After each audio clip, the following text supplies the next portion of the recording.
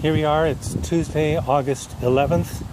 Little video update. You can see in the picture already that John's pulled off the form boards on this one section of the north wall. This is, I guess you'd call it the northeast section. So he pulled off the form boards and filled in any gaps that might have been existing with concrete. So you can see a beautiful, now full line of concrete from, I guess that's about 16 inches high there, going all the way down.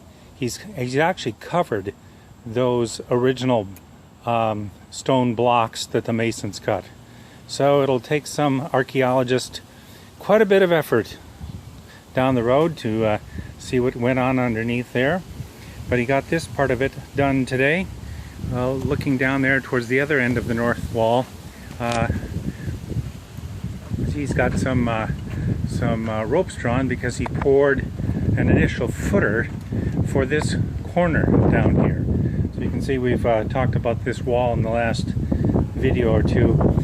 We'll be moving that in a day or two after he gets the concrete really nicely set. So it'll be a while before that wall actually gets moved. But you can already see on this corner that he took out the form that I had made and used some of that material to lay an initial footing for this corner, a really nice L-shaped footing that'll go back in towards the north wall and the other direction along the west wall there.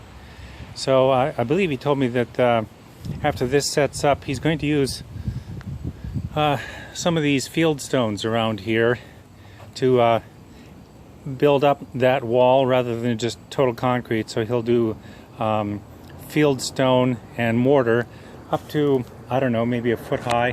Probably try to match this section that's over here.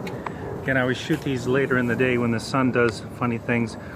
But you've seen enough of these videos if you've been watching them to know that the original construction are field stone blocks that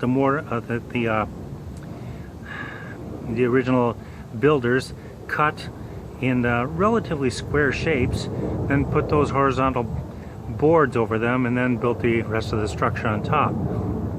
And as you can see, he's done the same thing over here. He's pulled the plywood forms off, did some patching wherever it didn't totally fill during the pour. Now this will set for the next 2 or 3 days, and while that's setting and this concrete sets, not sure what his plan is for the next day or two, but he's got some work to do on the inside that he can still do. So shorter video. This one will be under 4 minutes for August 11th, and that horn seems to approve of the work done. I certainly do. Again, good to see this foundation starting to really get closed up along here.